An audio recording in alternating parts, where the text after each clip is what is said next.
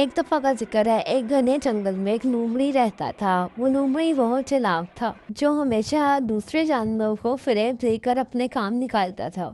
ایک دن اس نے درخت پر بیٹھے ہوشیار بندر کو کیلے کھاتے دیکھا۔ لومڑی کے منہ میں پانی آ گیا، مگر درخت پر چڑھ پانا اس کے بس کی بات نہیں تھی۔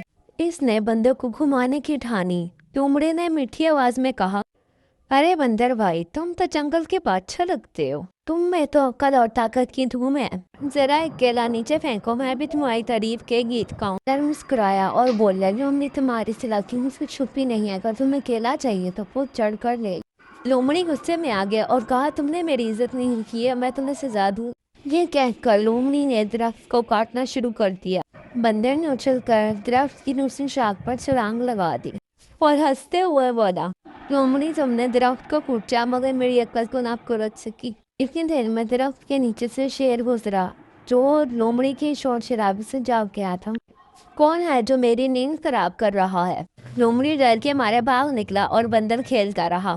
سبق: دوسروں کو دھوکہ دینے والا ایک دن خود بھی رسوا ہوتا ہے۔